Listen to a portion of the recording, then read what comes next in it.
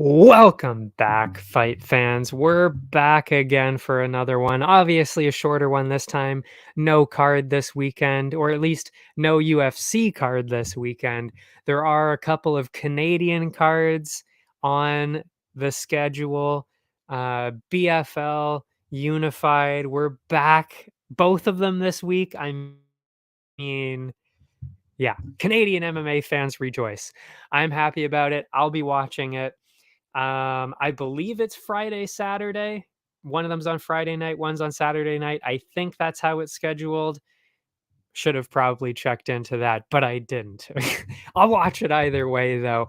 But that means, of course, that we won't be talking about it today. We'll be talking about that next time. We'll be talking about those two cards and, of course, the UFC 287 card, Miami. We'll be talking about that next week. This week, excuse me, all about UFC San Antonio, San Anton, and that is it. That is all we're going to be doing today. So we will jump right on into it with the prelims, and it started with the two prelims that I talked about last time, and I was excited about both of them. And if you watched, you'll see exactly why I was so excited about it. And I mean, come on now. Both of the fights were incredible, just as I said they were going to be. Love it. Love it when that happens. There's nothing worse than saying it's going to be an incredible fight and then being heavily disappointed. That is not what happened here. Both of these fights were amazing. The first one, Victor Altamirano, Vinicius Salvador. I was going with Salvador by finish because of what I kept seeing, what I saw on the Contender Series. He is an insane flyweight. He really is. He's massive. He's relentless. He's creative. Kind of like Anderson Silva. They did mention that, and it actually is a decent comparison, except for the part where he lost. But the striking part of it, I mean, it is truly amazing to see. He is really something else, and I know they'll be keeping him around. I know they will. I mean, he's too good, too creative for them to get rid of. But yeah, obviously the weak spot being, I guess, the 3-round fight, kind of. I mean, like he can get a finish, but if he doesn't get the finish, he's kind of not one of those guys that's going to be doing well in decisions. At least not for now. But anyway, Altamirano tried to keep Salvador back right away. I mean, Salvador, just an insane pace from the start. That's what he always does. Walking forward, throwing. Neither guy really landing all that much, but Salvador definitely pushing the pace there. Altamirano grabbed control of the round, pinned Salvador on the canvas. Didn't know how he was going to react there. That was kind of the one, I wouldn't say thing that I overlooked, but it was more like something I wasn't really sure, because we didn't see in the first fight how he was going to react to getting taken down like that. But I don't know. I figured he was going to be pretty good at getting back up. I mean, like I said, he's big, he's tall, hard to take down in general, but I guess, 125 pounds, a lot easier to take somebody down, no matter how tall they are. They're just light. But yeah, but he did get back up eventually. It took him a couple minutes. Did land a couple of pretty good ones, Salvador, but you know, with the control and not a whole lot else landed, figured Altamirano won the opening round because of that. Second round, both guys still throwing to start the round. Salvador starting to land some bigger ones, then actually grabbed some control on the ground himself. Altamirano then regained control of the fight, pinned Salvador along the fence. Insane judo throw. Salvador put down the grapple or what? Yeah, shut down the grappling, and I was trying to figure out what I wrote in my notes here. Yeah, insane judo throw. Salvador shut down the grappling, went back to his striking, landed a couple of big ones. And then the rest of the round, really, Altamirano didn't have a whole lot of output. Salvador just walking him down, relentless, throwing heat. Pretty close round, but I thought Salvador tied it up with that last kind of couple minutes. As I said, Altamirano, not really a whole lot of output and lots of stuff, lots of dangerous stuff. My eye. From Salvador. So figured that was fair. Tied up. Third round, Altamirano knew he lost the last round, figured it was probably tied. Came out hard, landed a couple, threw Salvador onto the canvas. Worked in the first round. Why not do it again? He did get back up, but was thrown down again. And then the rest of the round, they were just going absolutely insane. Wild shots. Landing a lot of them too, both of them really. Salvador seemed to be winning on the feet with his pressure, but once again, Altamirano, really because of the control time, might have stolen it. I said 29-28. It was really, really close though. And I mean, really, if we're talking about damage, I don't know, it might have actually been a Salvador win. But all the judges did have it 29-28 for Altamirano. I mean, that is how I scored it too, so I can't really argue against that. But I mean, trust me, we're going to be talking about it a lot today. This fight, okay, I actually agreed with the outcome, but you could agree with damage really only being done by Salvador at that point. I mean, you could really definitely argue that he was winning for sure. Especially, I mean, only two of the rounds. You could have definitely said the third round. I mean, he clearly won the second. Well, not clearly, but I thought he won the second. So, you know, either way. But we are definitely going to be getting into some more insane scorecards. I mean, some of the worst scorecards we've ever seen once again. I mean, it's just absolutely insane what we keep seeing week after week after week. And especially when you go on the road like this, because say what you want about the Apex, the judging doesn't really have well, I wouldn't say it doesn't have a problem in the Apex, but the judging is a lot better and more accurate in the Apex.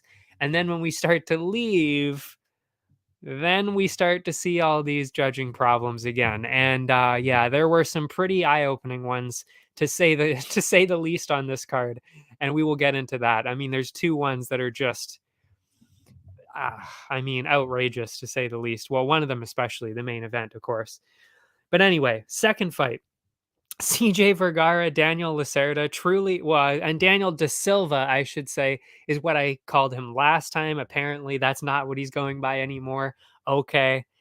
Daniel Lacerda, formerly I called him Daniel Da Silva. So we're correcting that. And from now on, he is Daniel Lacerda to me. So I was going with Vergara finish on this one. I mean, Lacerda finished, I think it was all two or three fights, all of his UFC fights, he was finished. Even though he did look very good in those fights, he did get finished. And Vergara has been looking really, really good. So I figured, okay, it's probably going to be tougher than people realize, but I still think Vergara is going to get a finish here.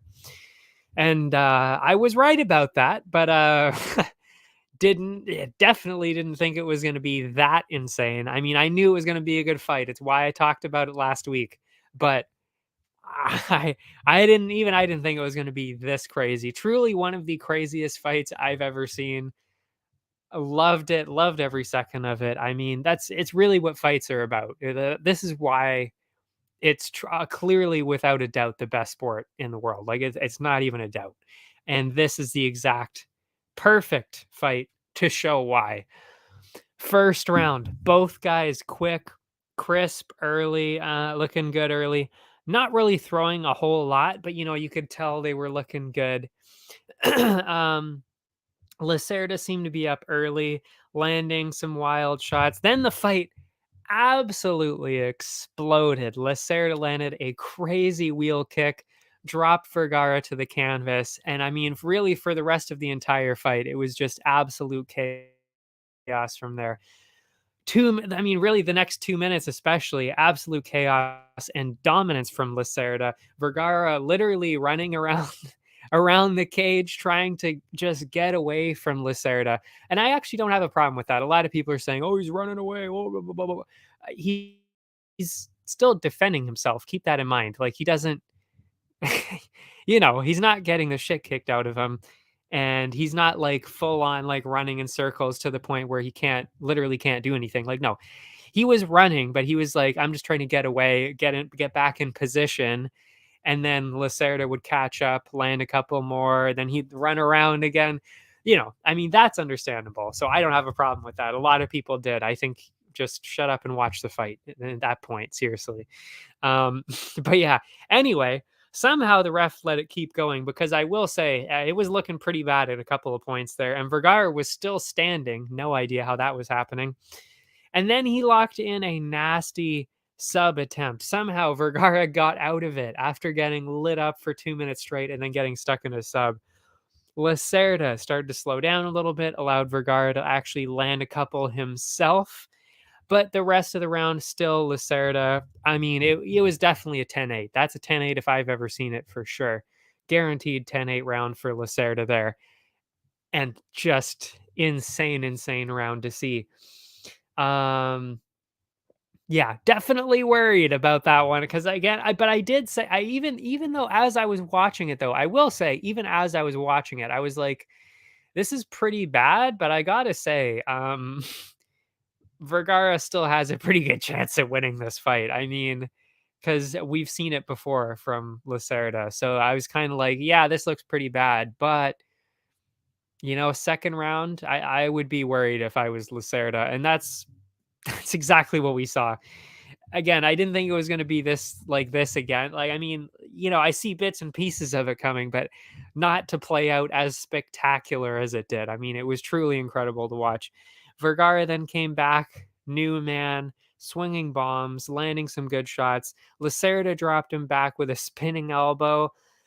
Then Vergara started to land some really big ones. Lacerda did drag him down from there and had him in actually a pretty deep calf slicer. It was actually looking like, oh shit, he might actually get a calf slicer here. I don't think I've ever actually seen one of those play out while I've been watching a fight. I mean, I saw one that was pretty close one time, and then this one was like, oh, okay, he might have it here. He might have it. But that's when everything changed, really. Then it was all Vergara. He flipped him around, ground and pound, and then he locked a deep sub in himself. More insane ground and pound from Vergara. And really, just a minute straight of that, the ref had to call it to a stop, gave Vergara one of the craziest comebacks we've ever seen. I mean, just absolutely insane fight. That's going to be the fight of the night, obviously. Yeah. Just absolute insanity. Love every second of it. That would be a fight that I would definitely show to the non-MMA people out there. Like why to you is MMA the best sport? Show them fights like that. If they don't get it after that, you need new friends. Get the fuck out of here. Next fight, Trevin Giles, Preston Parsons. I mean, this is this is one of the I don't even know if I really had a huge problem with the scorecards on this one, but again, this is the first split decision. The first split decision of the night. And when I say that, you already should probably know, oh, this is just one of those nights where it's like, oh boy, split decision. Here we go. All over the place, all over the cards, split decisions all over the place. Yeah, that's exactly what happened. I mean, again, it's like it really seems like every card that's not in Vegas, split decisions throughout the entire card. Judges just all over the place. I mean, what the fuck? They seriously need to figure this shit out. I mean, it's it's just so irritating. It's insane.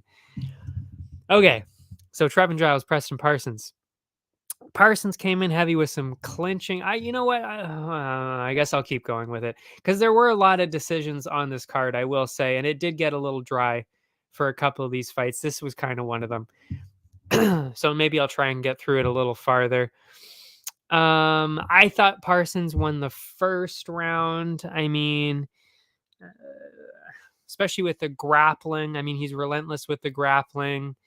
Um, Giles was doing pretty well, but then Parsons. Oh, okay, Giles landed a was kind of winning the round. See, now I'm trying to shorten it, and it's actually getting even longer. I really should just go through the script that I write each time. Well, not a script, but my notes. Parsons landed a bomb. That led to Giles on his back on the canvas with Parsons all over him. So, I mean, Parsons clearly won the first round because of that. But Giles was doing better. Or Giles. Yeah, it is. It could be Giles, but no, it's Giles. Second round. Giles obviously knew, not a great end to the first round. Met with another clinch along the fence, some exchanges on the feet from both guys, and then, but really the most noticeable part was Giles getting thrown all over the place. I mean, the grappling of Parsons just is pretty impressive, which is why I did actually pick him going into this fight. Halfway through the round, both guys starting to slow down quite a bit. Parsons in control along the fence. At the end of the round, though, Giles was throwing bombs from top position, really raining down that ground and pound, probably stealing it on the cards because of that. With minimal damage from Parsons from the rest of the round. So figured it was tied 1-1 at that point. Interestingly, Doctor brought in at the start of the third. I don't really know why. I didn't even really see a whole lot that was wrong. They were saying Parsons' eyes were a little bit puffed up, a little bit of, I guess, orbital damage, right? We've seen that quite a bit. But honestly, it wasn't like jarring. It wasn't like, whoa, okay, bring the doctor in. No, it was like, okay, if he gets hit like really bad continuously a lot more, yeah, it's probably going to be a problem, but it's definitely not a problem now. So yeah, I didn't really know why they brought the doctor in for that. Thankfully, walked out pretty quick. Started hard once again, pushed Giles into the fence, started to really wobble his legs with kicks, walked him down. Easy takedown for Parsons this time. Then Giles started to come back again, started to really bust up the face of Parsons. I didn't slow Parsons down though. Threw him into the canvas again, locked in an arm triangle. Giles did get out of it. And then he landed more ground and pound and maybe won the round. I mean, it really was an insanely close fight. I mean, again, if we're being honest, a lot of these should be scored 10-10. We've talked about this. But yeah, so I actually had it for Giles as well by like the tiniest margin, but could have seen it going the other way for sure. And that is exactly what we saw. It was a split decision, 29-28, 29-28, and then 29-28 the other way. Yeah, I even wrote down here, actually, it was pretty close, no problems with the scoring at all, pretty entertaining fight. So again, didn't really have too much of a problem with that. If you're ever going to have a split decision, that would make sense. This one makes sense. The fights later on the card did not make sense. Lucas Alexander, Steven Peterson. I thought this was a runaway. I don't even know why Steven Peterson was. I think he actually might have even been the favorite. I was lost on that one. I don't know why people were picking him so much. I had Lucas Alexander for sure. I mean, I was picking him, but whatever. I think I might have actually put that in the article. I can't remember if I did or not, but anyway. Pretty wild start to the fight. I mean, really, the fights at this point looking pretty good, except for maybe the third one. The one we just talked about. not maybe as good as the first two, but this one was pretty good to start with as well. Actually, no, it did start off pretty crazy. All the fights really on the whole card pretty much started pretty insane. Almost all of them. There were a couple that didn't though. Anyway, I always keep getting distracted. Pace slowed down a bit after that though. Peterson, whoops. Fuck these typos. Peterson already bleeding a bit though, getting clipped every time he got close. I mean, it was a pretty obvious opening round for Alexander. Looked clean on the feet. Uh, he even got actually a quick takedown at the end there.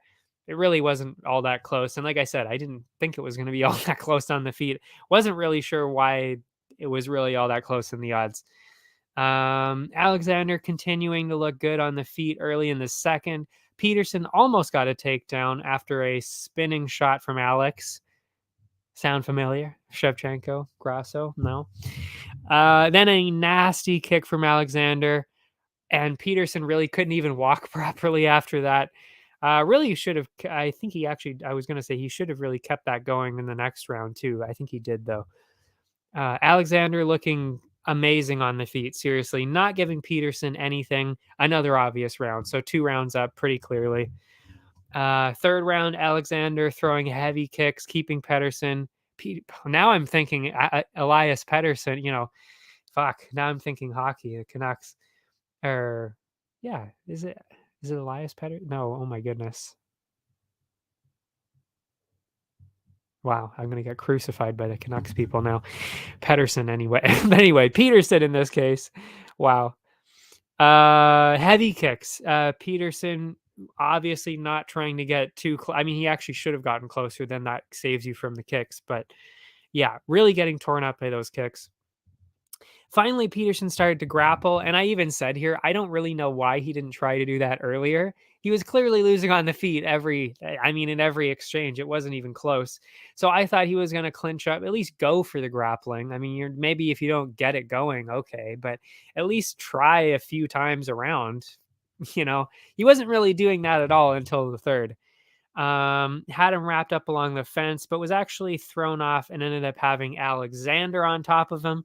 So it didn't work out, but could have tried it earlier. Alexander wisely let him back up.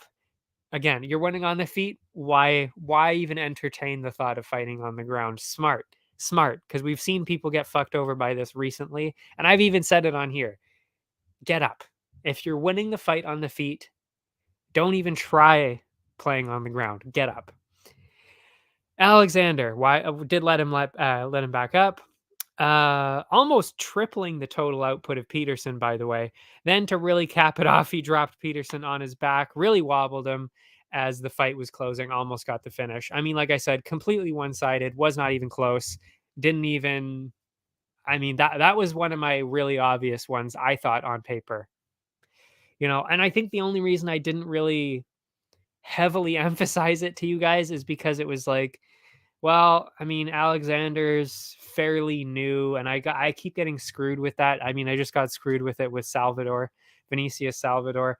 So I don't like necessarily saying, okay, I'm like pretty sure this guy's going to win when they're fairly new. But I don't know. There was just something about that one. I really, because, again, younger guy, much older guy on his way out, which again, he actually retired on the night as expected. I wasn't surprised by that at all. I mean, you lose like that to somebody that's not even on anybody's radar. Yeah, you should probably leave. But yeah. So yeah. Anyway, I don't even know where I was going with that.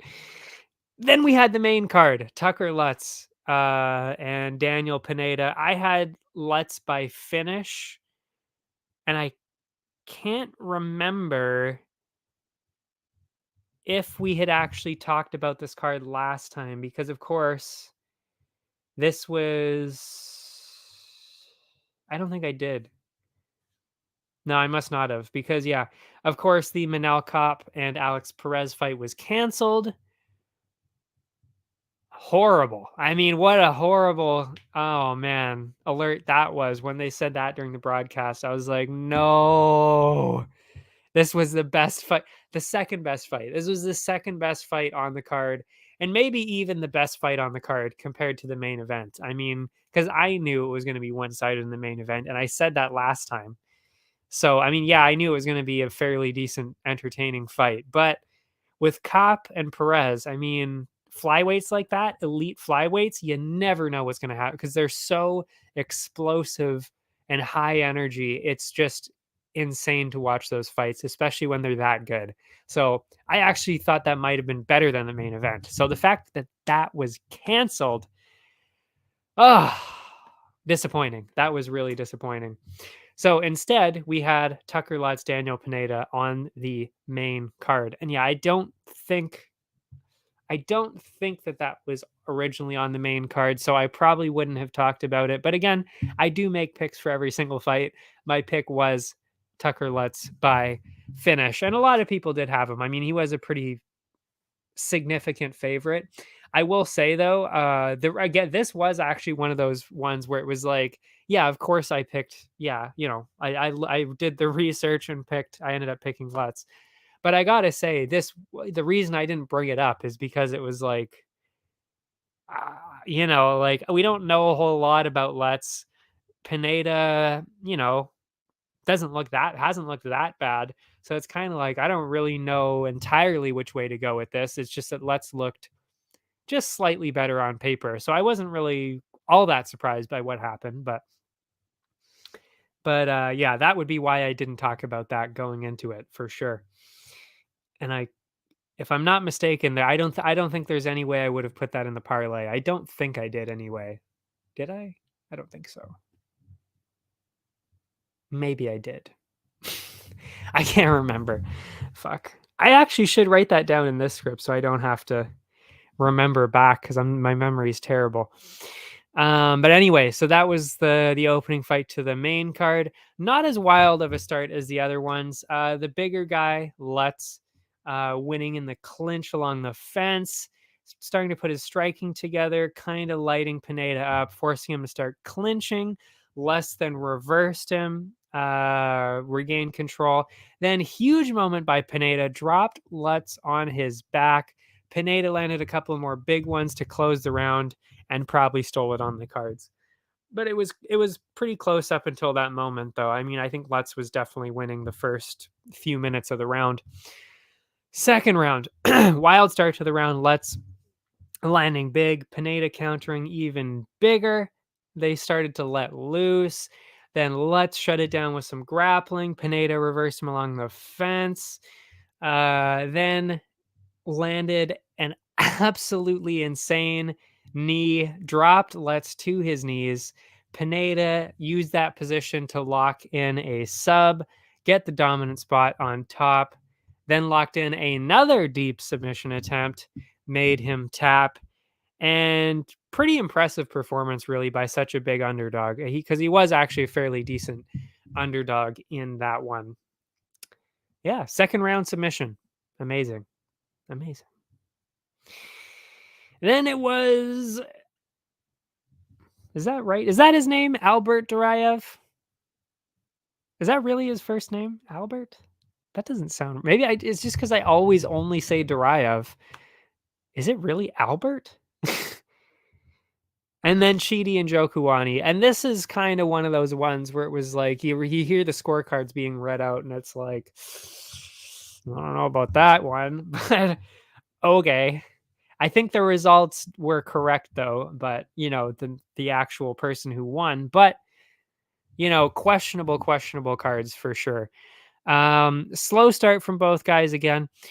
Chidi looking fucking massive as expected, as always. Duraev pressuring forward. Chidi landed a huge one. Duraev used that to throw him down though. They were then along the fence. Duraev on top, raining down ground and pound with Chidi. His arm was actually stuck. Weird position. Very, very strange position. I actually thought the fight was going to get stopped right there because he could not move one of his arms, and the other arm was just like, like, stop punching me in the face. But yeah, could not get his other arm out. So he was not in good shape. Actually, yeah, no, I think his other arm then would be held down. So it was like he's literally got no hands trying to defend. I think that's how it was working. I can't really remember, but yeah, I do remember his arm being stuck, which was in a weird spot. But yeah, anyway, did get back up, but Duraev threw him down again. I mean, clearly won that round. That was obviously a Duraev round. Second round, though, Duraev looked pretty slick. Chidi not really able to get anything going. Pretty slow round overall. Not a whole lot going on. So again, I guess that would have been the swing round, I'm sure. Chidi finally landed one, stumbled Duraev a bit, only landed less than 10 strikes so far in the fight up until that point, which was about a third of what Duraev had. So kind of keep that in mind. I mean, there's really no output from Chidi at all. So I gave it to Duraev. I mean, yeah, he had a slight moment with him stumbling Duraev a slight bit, but like I said, less than 10 strikes in the whole fight up until the end of like the middle of ish of the second round. So, what are we doing here? What are we doing here?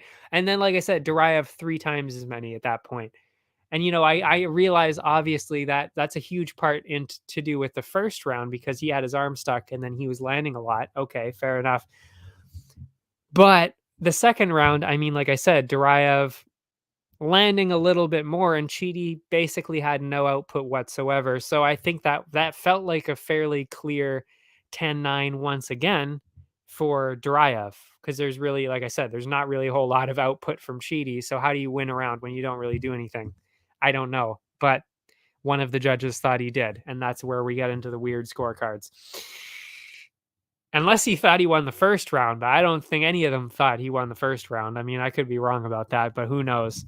I mean, somebody had Cheetah winning 3 rounds, so I mean, where the fuck do you see that? I don't know. That's just all over the place. But anyway, third round, Chidi landed a massive, massive kick to open the round.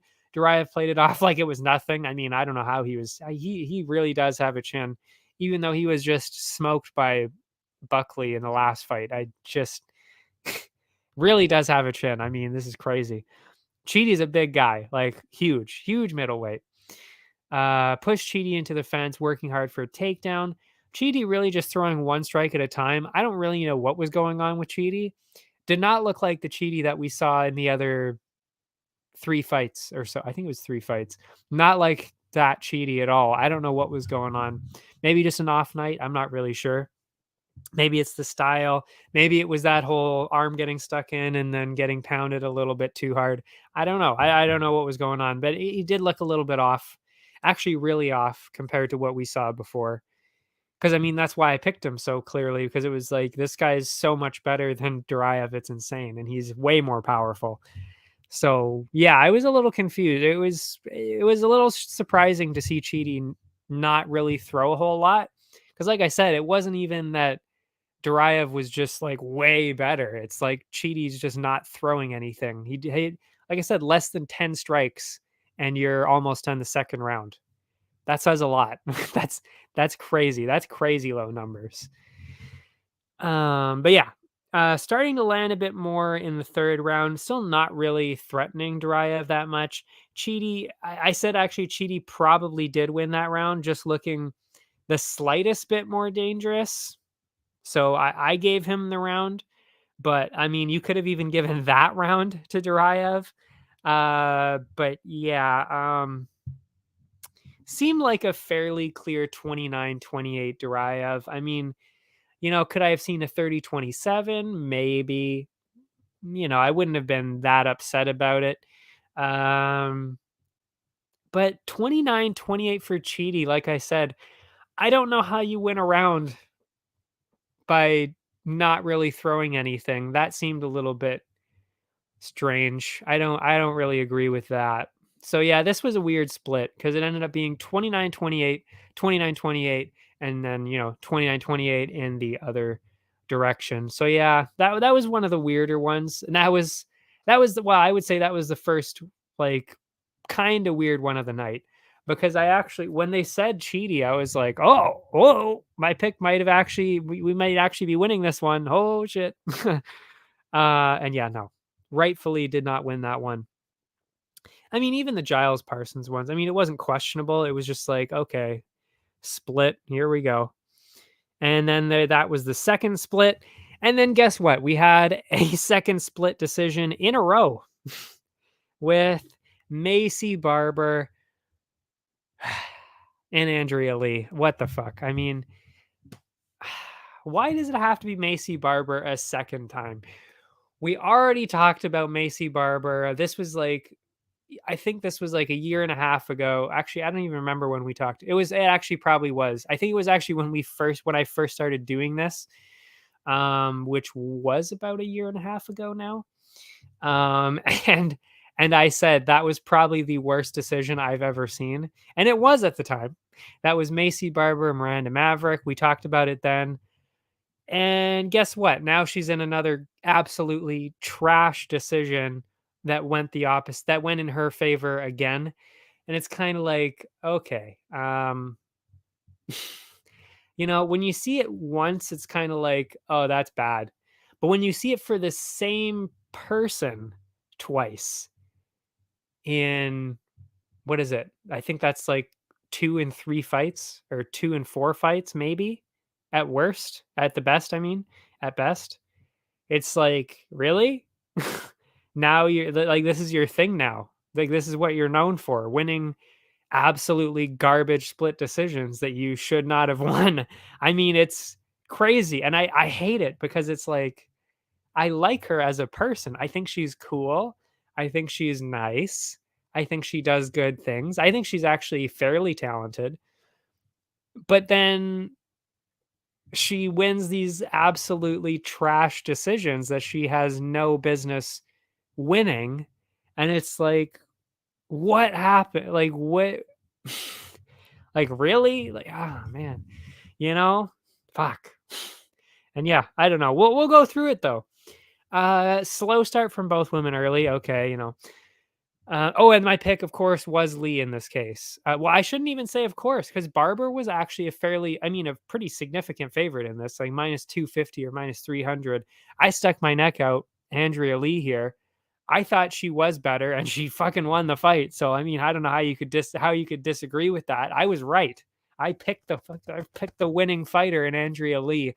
She just got absolutely robbed in the result.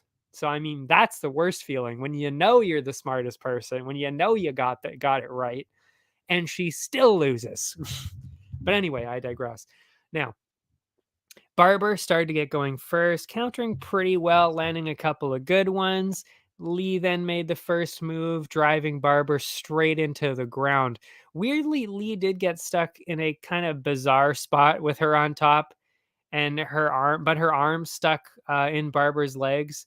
Got hit a bit there. It was similar to what Cheaty had, but not as bad as Cheaty, obviously. But did get out of it, maintain control. Pretty close with the striking. But yeah, Lee had a bunch of control time. I mean, yeah. Oh, that's right. No, it wasn't. That's right. Oh, yeah. But yeah, no, she was on top though when her arm was stuck. So it was like her arm stuck, and yeah, okay, Barber landed a couple, but then she got out of it and really controlled the entire round. And the striking, like I said, pretty close. So it kind of seemed like the only difference there was, you know, was Lee on top controlling the fight. So, and getting the takedown too, of course, because it's not easy to get a takedown like that, especially against somebody who is a fairly big flyweight. Let's not forget that. Um, but yeah, so I mean, I thought Lee fairly clearly won that round. Second round, still pretty close on the feet. Barber walking her down, seemed to start landing a bit more. Briefly took her down, but Lee just got back up right away. Lee's output really slowing down. So at that point, I was a little bit worried because she was starting to slow down quite a bit. That let Barber land a lot more. Stumbled Lee back a couple of times. Then Lee regained control with a takedown. And then it was really dominant once again with Lee on top, possibly actually stealing the round back because she was very, very dominant on the ground there. So And I mean, again, is Barber really doing a huge amount of damage? I'm not really sure. Um, yeah. So I actually even said, yeah, you know what? I mean, it was pretty close. I mean, I am reading through this. I mean, obviously, again, I did score it for Lee, but yeah, I don't know. Anyway, keep going. But yeah, the second round, yeah, I mean, I still thought it was probably Lee, but it was close. Third round, Barber came out hot once again, but was shut down by the grappling again. This time, she shut it down, but it did kind of stop her output at that point a little bit.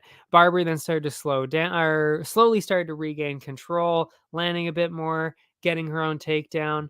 Barber then used her cardio to start taking the round.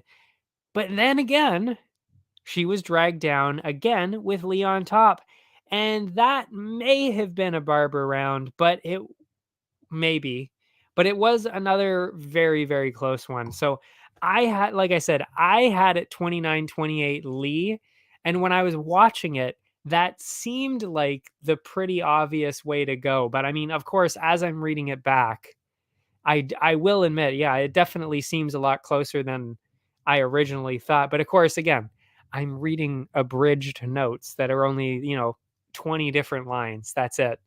Like that's not the story of a 15-minute fight. I mean, I don't know. So, I mean, like I said, I score it as I watch it. I'm just reading back to you what I saw. So yeah, as I'm reading it back, it's like, okay, maybe I could see 29-28 Barber. Um yeah, but I don't know. Even but I like I said, as I was watching it though, it was like I feel like Lee's winning this. Like she should be up. Like I feel like she's winning this fight.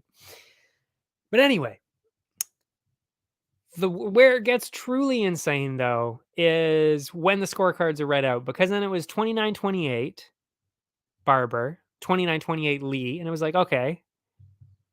I mean, I still don't think Barber won this fight, but okay, 29-28, fine, whatever. And then it said 30-27, and I was like, well, hold on a sec here.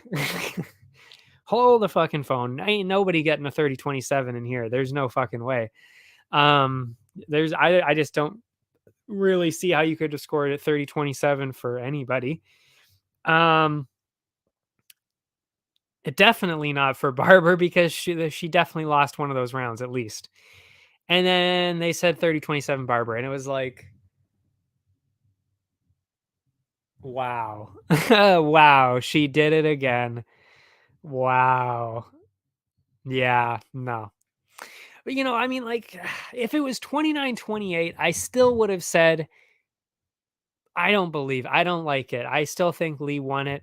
But the 30-27, that's what bugs me, is it's like, you can't possibly think that she won every single one of those rounds. Like, there's no way. I don't know what you're watching that she won all three of those rounds. It's just crazy. Like, there's I don't even know how else to say that. Like, it's just like, no, no, no.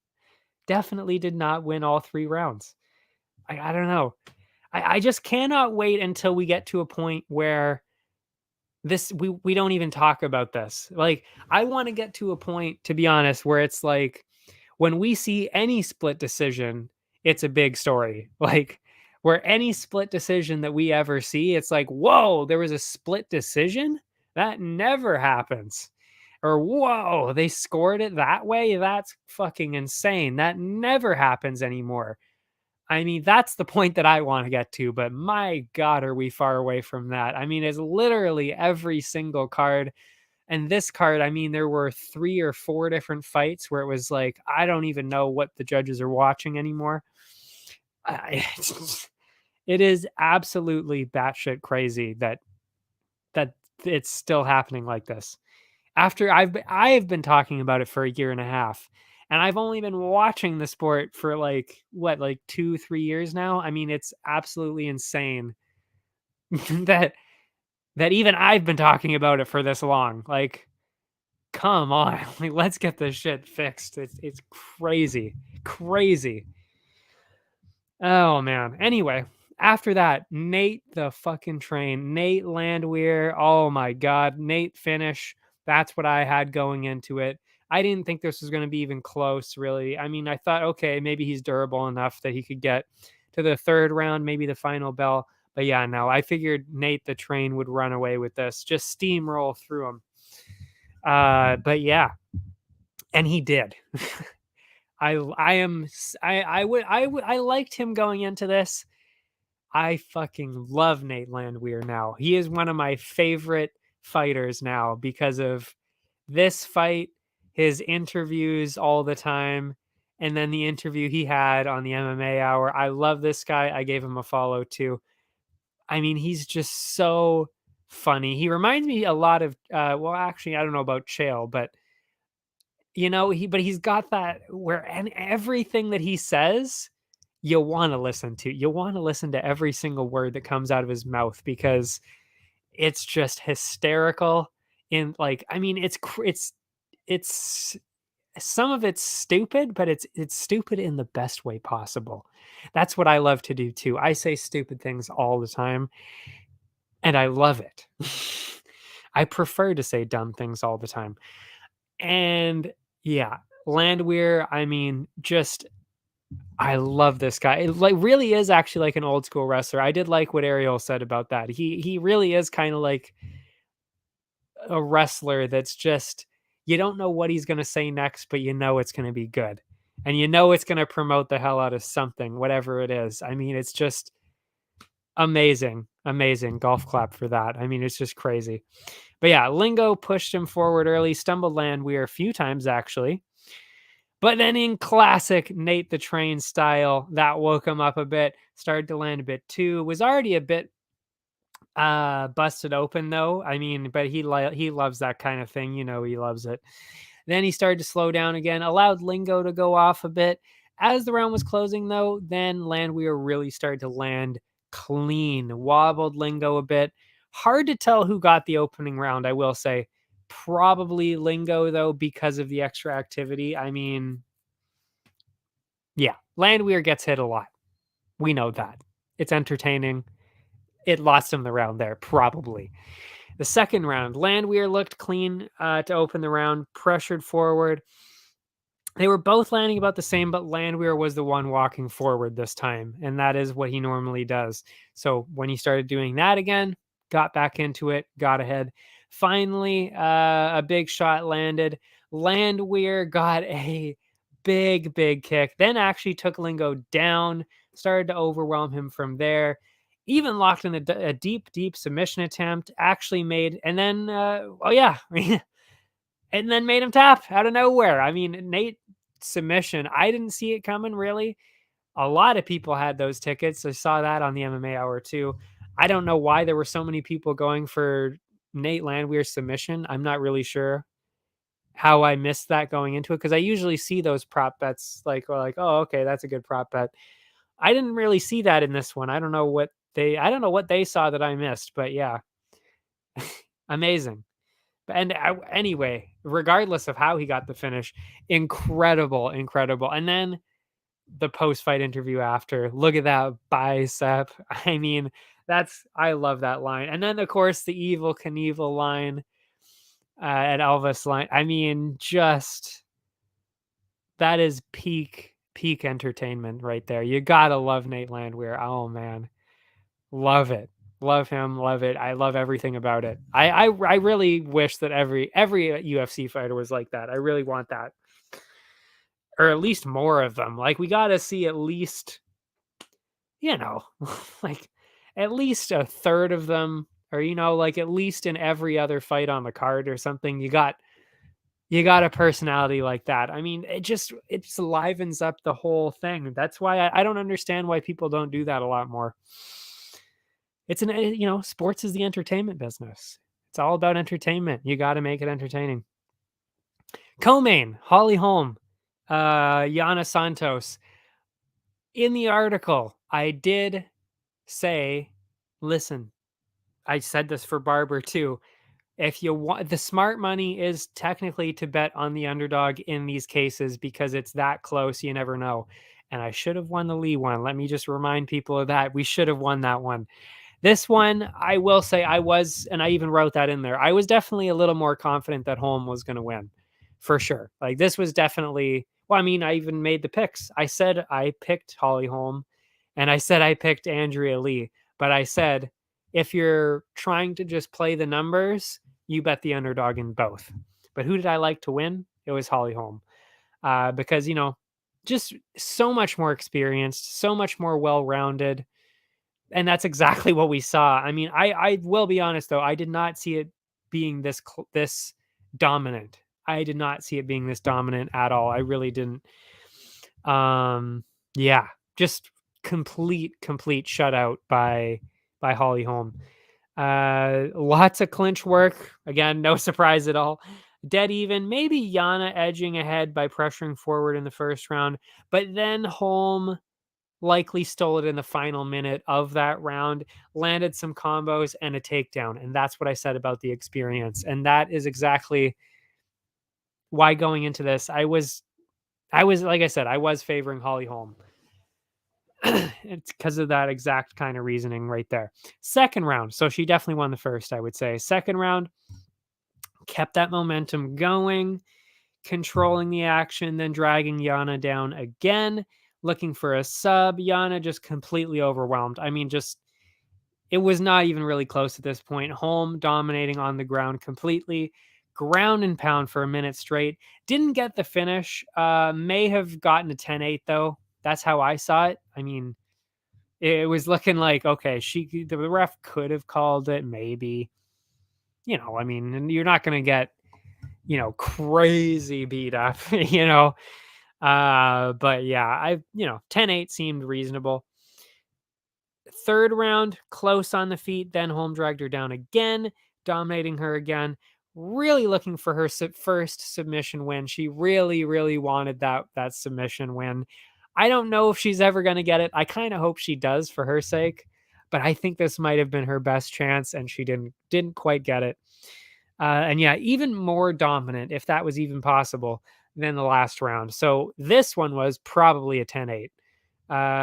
The second round, maybe a 10-8, but the third round I thought was probably more likely a 10-8. And that's exactly what the judges had. Two of them did have it 30-27, so no 10-8, but all three rounds to Holly Holm, of course. And then one of them did have it 30-26, so they gave the 10-8 in there. I didn't see which round, but probably the third one. And yeah, easy, dominant win by Holly Holm. And that is what a true minus 300 favorite looks like on the women's side.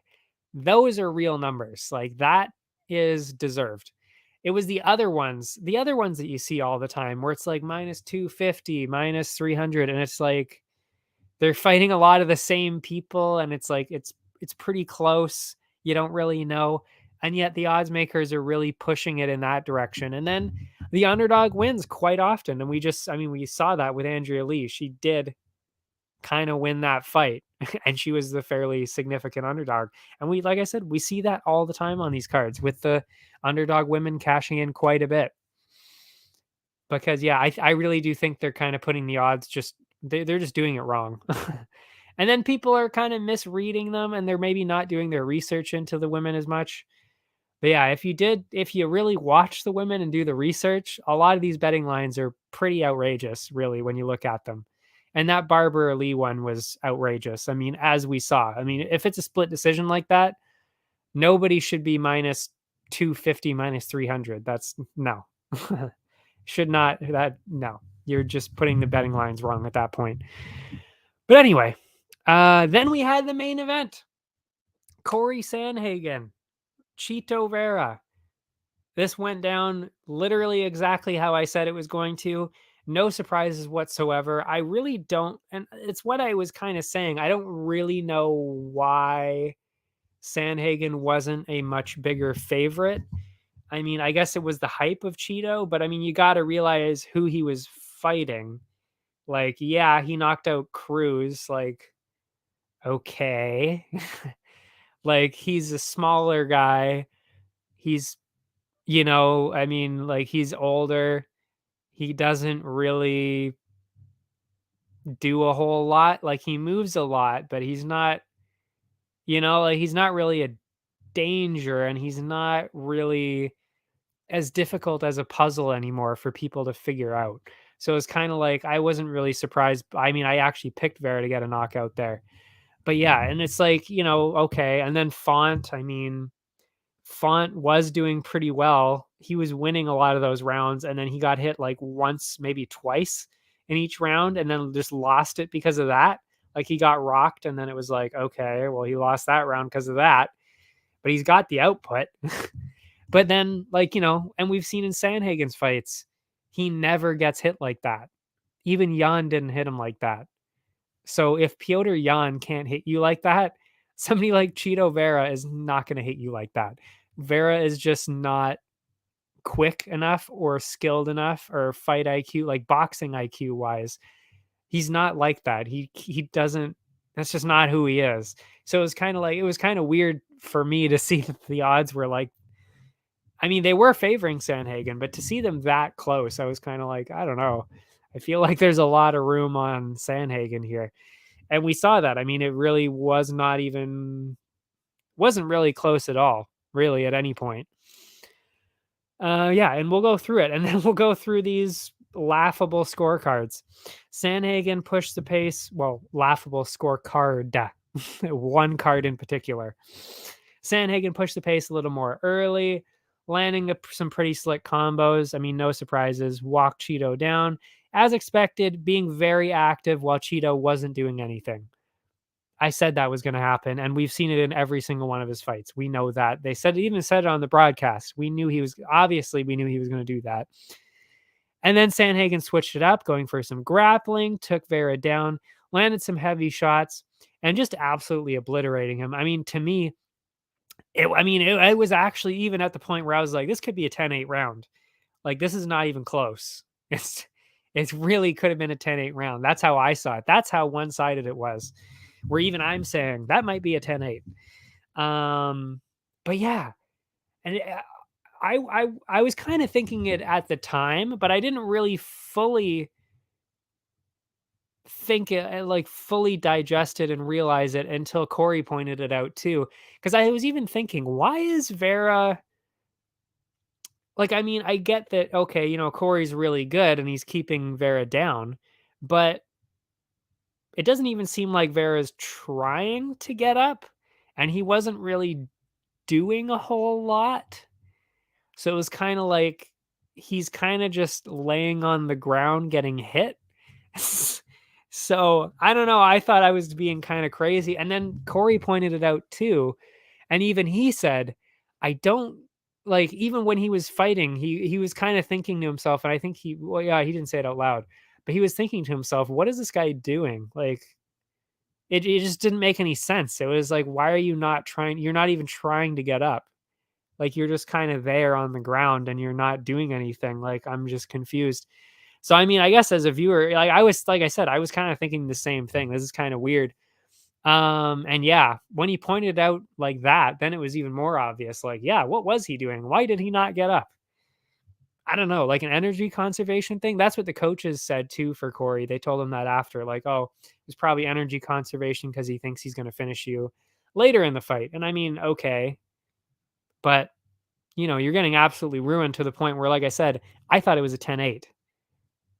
And really, in a 5-round fight, and you're down 10-8 after the first round, and you're Cheeto, when you don't have that kind of style where you're going to turn it on for the next 3 or 4 rounds straight. Because remember, if it's a 10-8, you got to win 4 of the rounds now. Because if you win 3 of the rounds, that's a draw. So you need to win the next every single round if you want to win the fight by decision. So it's kind of like, like, that's not a good idea. It just seemed bizarre. Second round, Corey stole the momentum early again, took Cheeto down.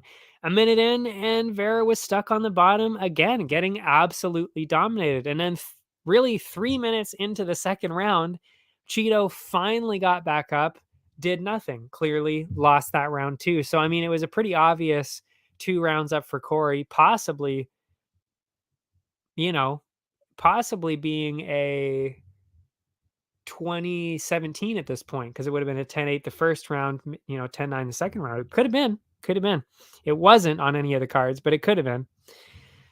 Third round, Vera starting to wake up a bit, defending well on the feet early.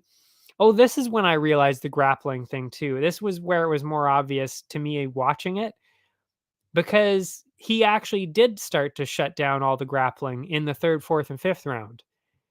Corey couldn't get the takedowns anymore, which then kind of meant to me that it was like, well, Corey still looks just as good. So that kind of means that Vera's really just not letting him take him down anymore, which meant that he could have done more before to not be taken down, that's where it was kind of like, oh, this was actually kind of his strategy. This is bizarre, really bizarre. Anyway, that's why I'm saying it's just like it really was weird when you think about it like that, to watch the fight. It was kind of like, this is actually kind of strange.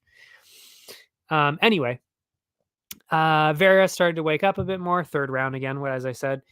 Some pretty even striking, I will say. Sandhagen then landing a lot cleaner, stumbled Cheeto back a bit.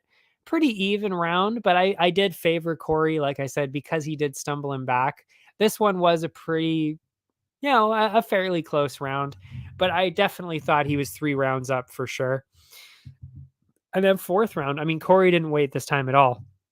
Takedown right away, multiple times. This time, Cheeto shut each one of those down. He shut it down, but still wasn't landing anything, though. I mean, he was shutting down the takedowns, but he didn't land anything. Sandhagen way ahead in the round at this point. And at the end of the round, Cheeto finally landed a nice combo, but that was it. He literally landed one combo that was impressive the whole fucking round. The whole round landed like once. So it's like, that's another obvious Corey round. So it's like, at that point, there's already 3 obvious rounds in the books. Like, there's no way that Vera won any one of those 3 rounds. 1, 2, and 4. There's no way. I don't even know how you could really argue that Vera won any of those 3 rounds. So already it's kind of like, okay, well, he's obviously winning. I mean, like I said, the third round, okay, maybe. It was closer. I still think Corey won that round too, but it was closer. Fifth round. That's when it was like, okay, wow, he lost this round. He lost this one. Corey came out quick, looked for a takedown. Again, this time got a second one, started to work. Cheeto doing some, I will say this was some dirty shit. I mean, the ref didn't notice it, but you could see Corey like looking back constantly, looking at the ref, talking to the ref, like, what the fuck is he doing?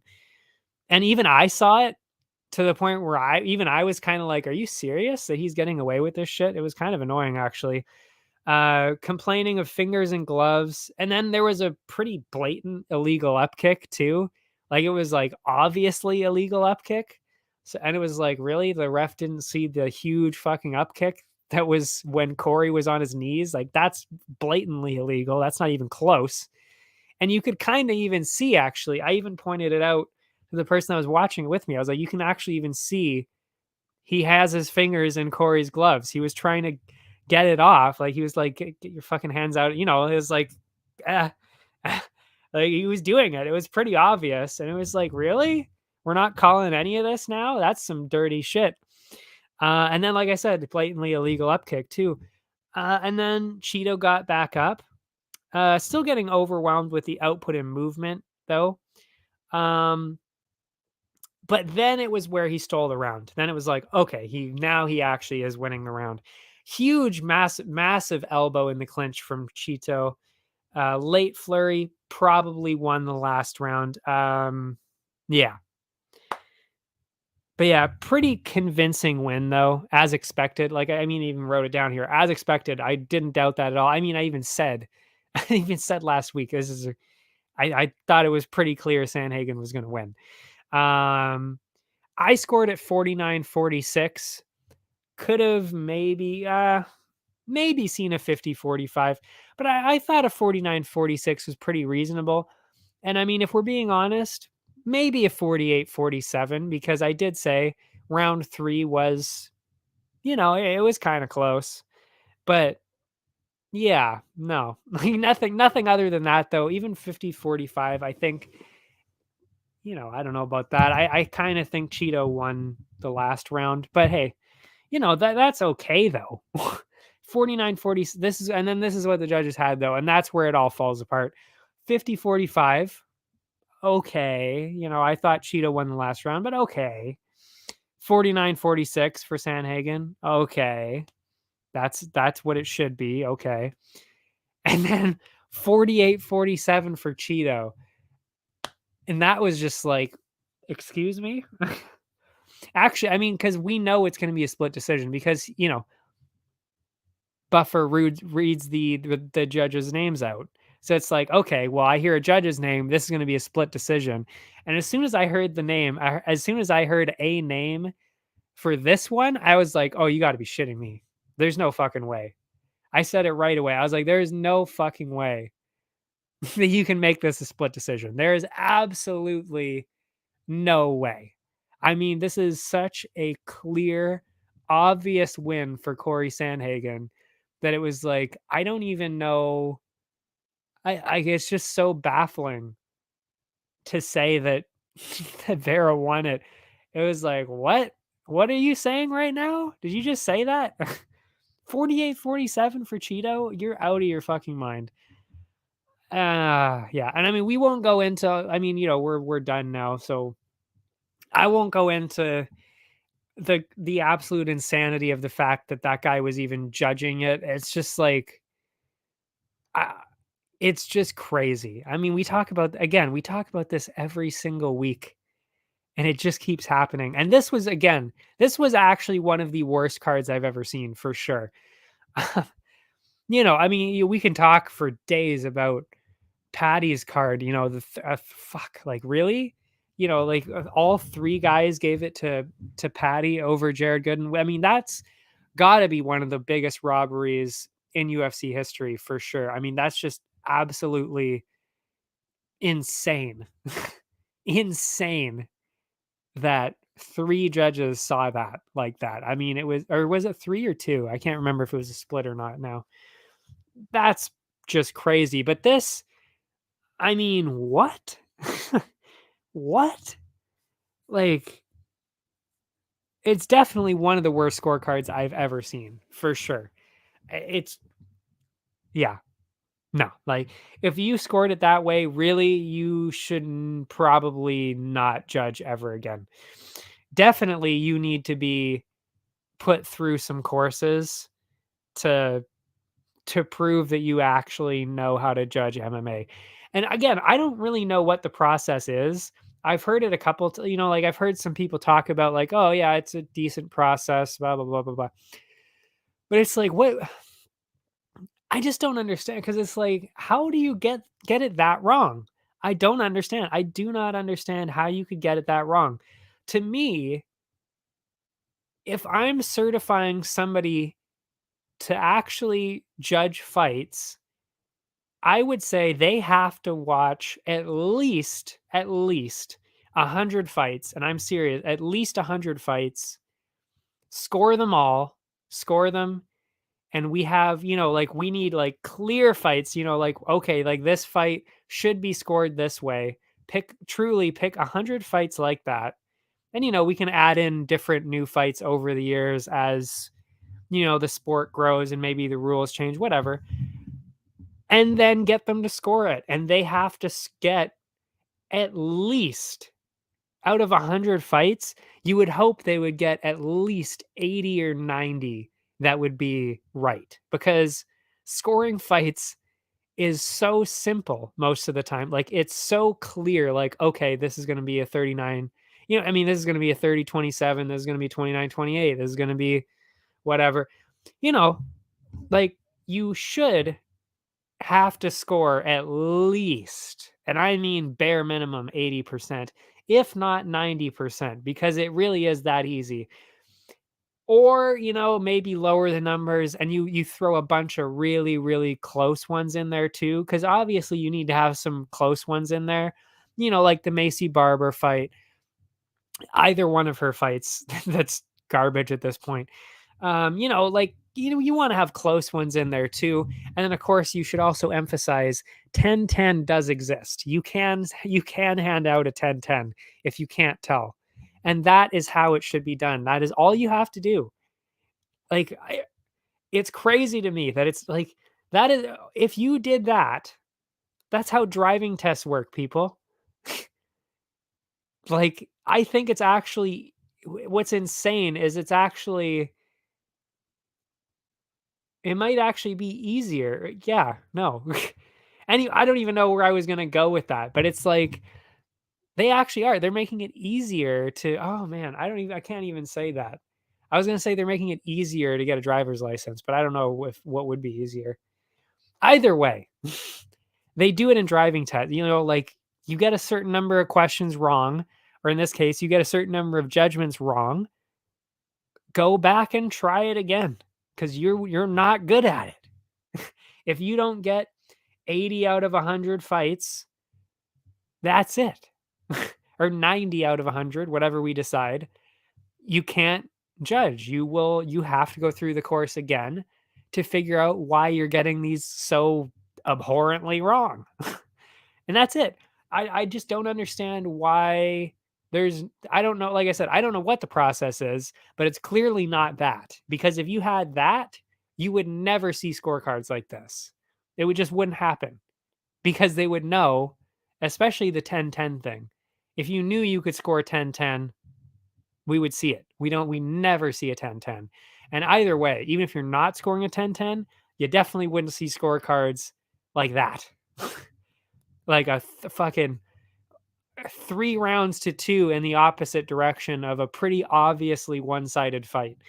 It's like yeah, they're clearly not making it difficult enough to do this. And I mean, it's really not that hard. How long would that take to do? Like it's a weekend course. That's all you need to do. And does that really seem like a big deal? Like one weekend course? Seriously? Like that's all we need to do. One weekend course. You talk to them about the basics, you watch you watch fights, tell them what to look for. That's it. And then at the end of the course, that's the first day you get into MMA as a sport in general. Few hours in the day, maybe even the whole day, 6 hours, whatever. I've done it for other sports. It exists. It exists for other sports. Let's do it here, especially one of the biggest sports on the fucking planet. Like, so that's the first day, get really into the sport itself. What's important, and the rules, of course. You're judging based on the rules, so you need to know them. So, that's day 1. Day 2, you come in there and that's when you actually learn how to like, okay, like this is what this fight should be scored. And then you watch the fights. And then that's what you do. You just fill them out. And I mean, yeah, sure. 100 fights, that's going to take a long time. Of course, I realize that. Or maybe we lessen it, do 50, whatever. You don't even have to stay there the whole time. I mean, you should, because it should be. Well, actually, no, I'm not saying now you shouldn't be. I'm just discussing this on the fly. I'm literally coming up with this as I'm talking. But, it's like, and like this, like I said, the second day, then you watch the fights exactly as they would be seen by you, which is exactly how we see. Oh, actually, no, they see them in person, which, by the way, isn't how it should be done at all. They should be watching them on the screen because it's the best view. So they'll watch the fights as we see them, commentary off, so nothing, no crowd, no crowd, no commentators, nothing. Watch the fights and score them. It's just like any other test.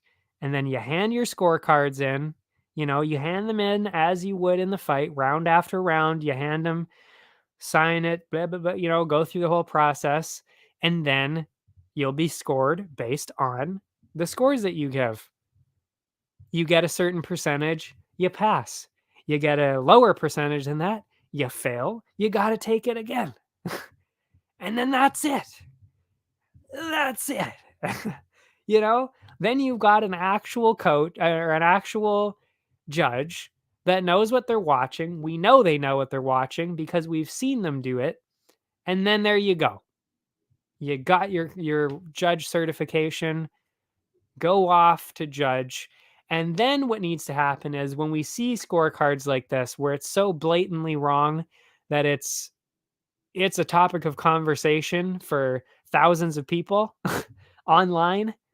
I mean, when it's that bad, it's like, okay, at that point, okay, you clearly do not understand what we just did, you know? So then you need to get a suspension and then you take, maybe not retake the whole course. Maybe though, you need to do some kind of remand, like traffic school in the States. They've got traffic. They've got traffic school. You get in a bunch of DUIs or speeding tickets or parking tickets or some shit. You go to traffic school, you learn some things, get your license back. It's the same thing. What is stopping them from doing that? You get your judge license suspended until you finish the judge school. That's what we'll call it, judge school. Then you go back after, and then after you finish it, you could finish it that week again. Who gives a shit? You finish it, then you go back to judging, you know, right away, whatever it is. A couple weeks later, a month later, who cares? You finish the school again, you did it, good. Now you're good. Do it again. Because then it's like, okay, now you went through the process again. Hopefully you'll be better at scoring. And then whenever you have another absolutely insane scorecard, there you go. You have to do it again. And then maybe three strikes, you're out, Maybe then you really actually lose your certification and then actually have to go through it all over again. But it's like I'm literally spitballing that. I'm just saying this right now. I just came up with that whole thing right now. So what the fuck is happening with these commissions and the sport in general, where it's like they don't have these ideas? Like, I just came up with this now. You've got years to come up with a better process, and you haven't done anything. You haven't come up with anything. Like, it's absolutely insane. And it should be the same thing for reffing too, by the way. Obviously. I mean, we obviously saw the safety thing, where the guy almost fucking died. He was choked out, and then thank God the guy let go of the choke and went to the armbar, because if he wouldn't have, that guy would have died for sure in that ring right there. So it's like, like shit like that, it should never ever happen again. And then yet he was involved with the UFC right after that. The same fucking, like, the day after, literally the day after. So it's like, what are we doing here? Like, it is so easy to control that kind of thing. Every other single sport has it. I mean, I used to curling. I used to curl, and they were way more strict about stuff like that. And that, in comparison to MMA, is a minuscule, tiny sport, and they have it fucking down. And I know that all these other tiny sports and other big sports too, they have it down too. So why the fuck does MMA not have this down? Why is it not down yet? It's absolutely crazy. And it's the most dangerous sport in the world. And well, maybe not in the world. I mean, there may be some other sports that are like, just like, that's not okay. We may not call that a sport. That's how dangerous some of the other ones are. Actually, I would even say power slap is more dangerous for sure. But anyway, it's one of the most dangerous sports in the planet. And you've got these morons judging, and then some actual, like, terrible refs too. I mean, I will say the refs usually are very, very good. And I'm very impressed by the refs constantly with the UFC. They make some mistakes sometimes, but I am very impressed with the refs that the UFC usually gets to use. So I'm not saying we need to destroy the whole reffing scene too. Like, I do think there are some changes that need to be made there too. But the judging, I mean, come on. And you can't tell me that nobody wants to judge a fight. Like, oh, there's just not enough demand. We don't have enough judges. Like, no, I think there is actually a pretty decent interest in judging fights. I would. Why not? If I thought I get to watch fights all the time, get paid for it, watch them and judge them. Yeah. Yeah. Why not? Why not? People would do it all the time. Of course. Why not? So it's like, It's crazy. It is just absolutely insane that they don't have something in place. And by the way, I'm gonna write down I'm actually gonna go back and write down every idea I just had for that judge school, because that's actually a genius idea. And when I actually do eventually, I mean, I haven't mentioned it yet, but I do know I will be heavily involved in MMA over the next few years. Like I do know people are going to start paying attention quite a bit, not because of this show. I mean, I'm going to revamp this whole show too, but yeah, a little just I won't even say a sneak preview. I'm just going to say, like, I know because I'm making something right now that's going to be fucking insanely big. But yeah, so I actually will write this down because eventually I do want to, because if nobody else is going to do it, maybe I'll do it. Maybe I'll be the one to fix judging. Who knows? Maybe I'll get something in place. I don't know. But this is fucking crazy. We really need to fix this shit. Anyway, rant aside, and you know what? This was actually the perfect opportunity to actually talk about the whole thing, because I mean, we don't have another card for the week. There's nothing else that we need to talk about. So maybe it is kind of that nice idea to be like, hey, this is actually a concrete, easy way to fix judging. Like I literally just wrote the entire fucking plan out. Like literally, if somebody from any commission sees that, I know they're not, but if they saw those ideas, like I don't know how you couldn't implement that easily. Like you already have some kind of system. It's clearly not working. So fix it to do what I just said, because I don't really know. Obviously, there's still going to be some problems, but if you do what I just said, I don't really know. You're definitely not going to be having the constant problems that I just said that we keep seeing, that we just saw this weekend. You would not see stuff like that. You would not see stuff like that constantly. It just wouldn't happen anymore. And I mean, then, we need to improve. While we get into it, I'll just say the other ones. I mean, they shouldn't be watching it cage side. They should be in a separate room so they can't hear the crowd. Everybody's always said that too. And I don't really understand why they're not, because they're always, they're in an arena. Go take one of the boxes, anything. There's so many other places they could be. There's the truck, as they call it, where it's like, that's where the TV people, the camera people, the producers and stuff sit. Somewhere like that. They don't hear the crowd. It's like, just have them in a separate room. They're watching it on screens. They're separated so they can't talk to each other and, whatever. That's it. Already, crowd eliminated. That's gone. You won't hear anything. There's no sound. You're literally just watching the fight, and that's it. You're watching the fight.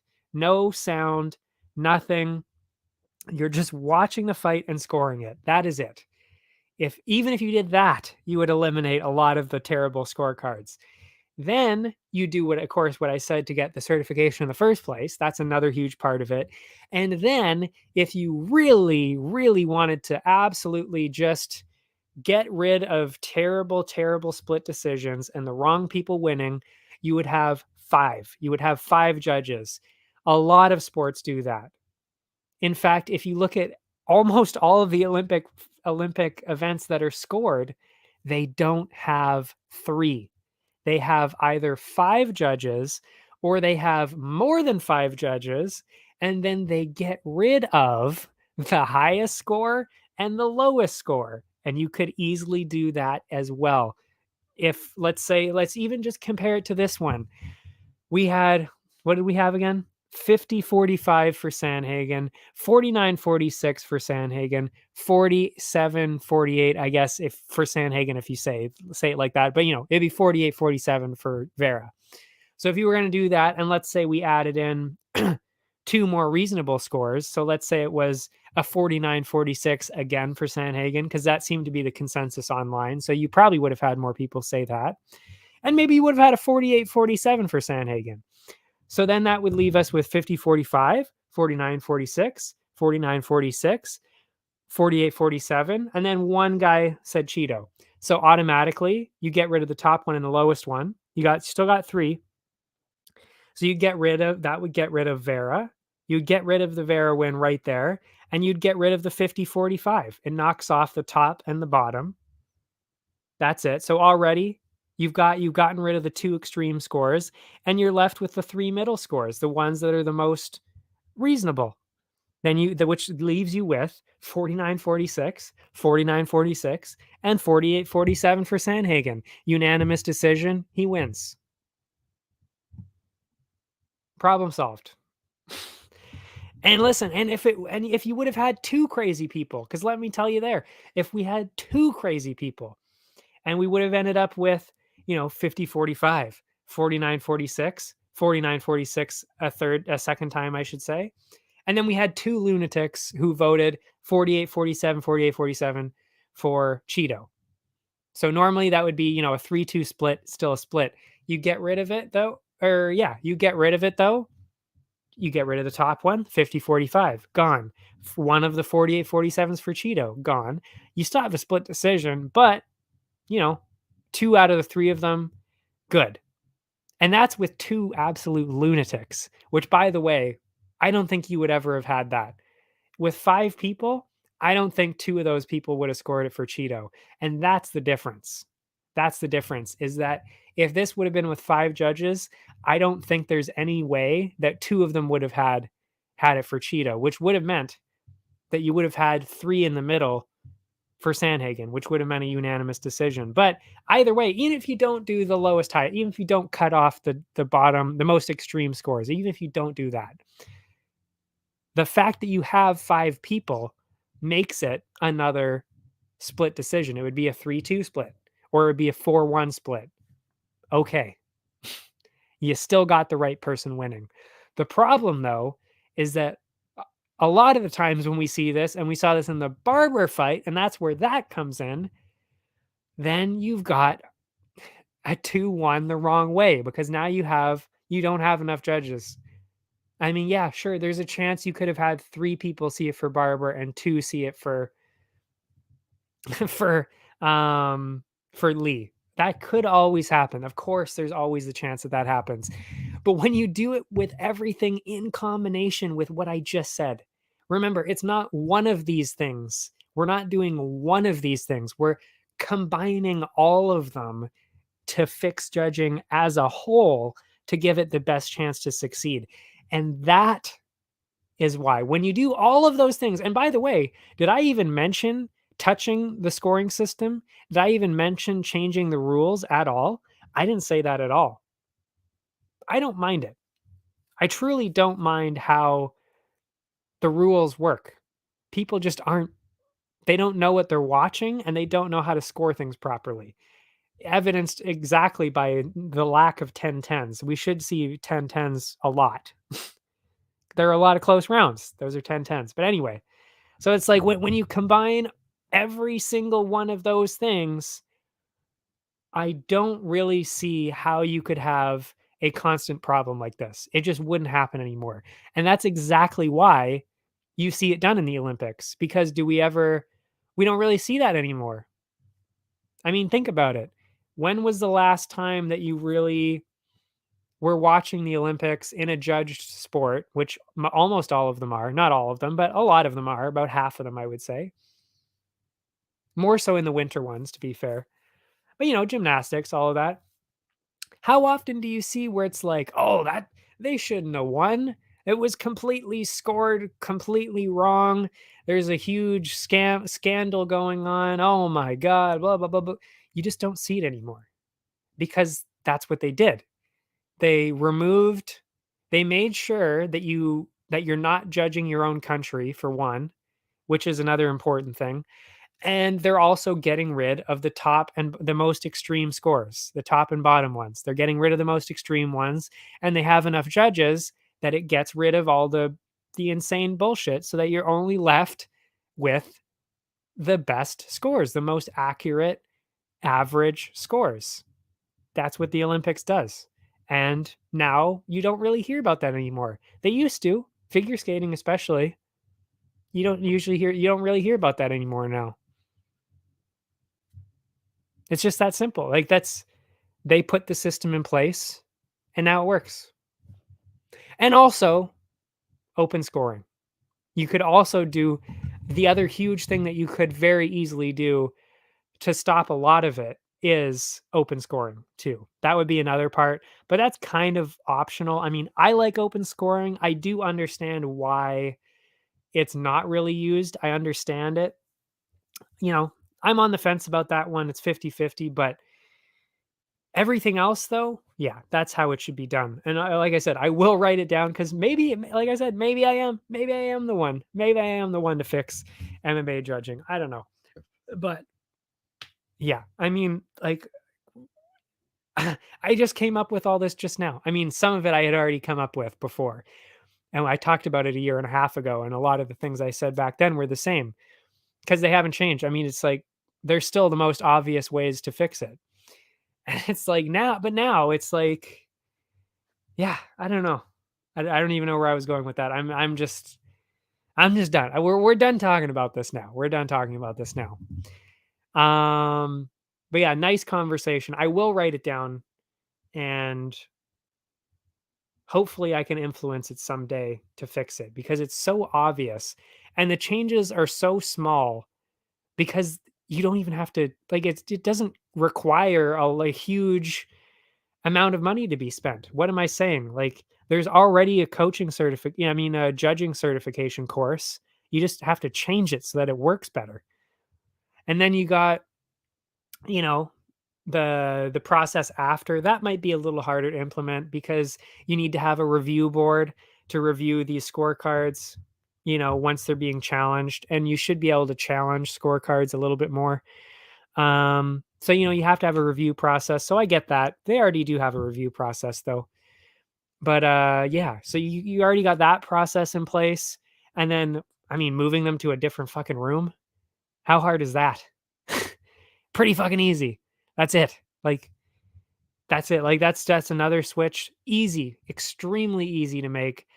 No no upfront costs. Like what I haven't said anything yet that would be like that's really hard to do. And that's the thing is it's like, okay, oh yeah, but oh, now you need more judges though. They already have more judges. Not every person judges every single fight. So they already have 5 judges in the building. You know? So it's like they're already in the fucking building. They're just not judging that fight.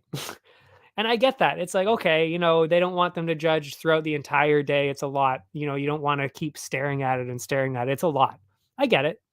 You know, then okay, maybe you do need more to spend more money on judging. Maybe you do need instead of 5 judges because I think that's what they have about now. I mean, I've never tried to count out how many, but it seems like they've got 5 or 6. So let's say you got 8 or 9. That's it. You know, you got 8 or 9, maybe you got 10 for big cards like the UFC where there's 13, 14, 15 fights. Maybe you got 10 judges. And then you just rotate them in and out like you always do. You know, like, and just think about that for a second. Like, again, no changes to the rules, nothing. You don't need to teach anybody any new shit. Just what I said. And already you'd have eliminated probably about 80 or 90% of the awful, awful, horrible scorecards and decisions that are happening. Because how could it slip through? Just think about that. How could it slip through all of those cracks? Can it? Yes. Will it? Yes. You are going to still obviously see some cards here and there. But to have a split decision go the wrong way, or even a unanimous decision in the wrong way, would be so unheard of at that point. It would definitely be a massive, massive deal to the point where it's like, is somebody fixing this fight? That's how crazy rare it would be if you had every single one of these things working together like that. And again, you didn't really have to spend any extra money. You just need to make a few changes to things that already exist. It's just that easy. And I don't know why nobody's doing it. I really don't know why they're not doing it, because if people are talking about it every single fucking event, every single week, maybe you should do something about it, you know? Anyway, now I'm really done. Area 51 has got you covered for all the other sports. I've got all the MMA stuff. All my socials are down below. Instagram, Twitter. That's where all my bonuses are. YouTube, Twitch. Yeah, that's it. And then like I said, we've got some Canadian content this weekend. BFL Unified. So we'll talk about that briefly next week, opening it up.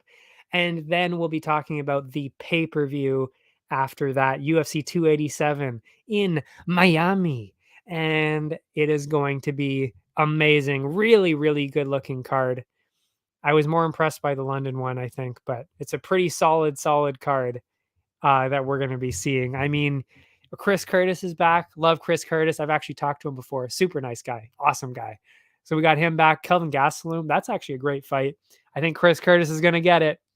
I actually do. I'm not just saying that because I've talked to him. I think he's very clearly better than Kelvin Gastelum. But yeah, Raul Rosas Jr. I mean, amazing. Izzy. Izzy and Alex, main event. Jorge Masvidal, Burns. Who else is on there? I mean, there's another. I think there's a couple other pretty solid fights on there too. But yeah, those ones alone, solid fights. Can't wait.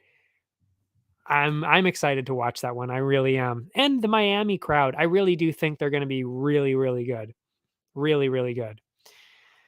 So yeah, I will see you then. Thanks for watching, everybody. I will see you next time.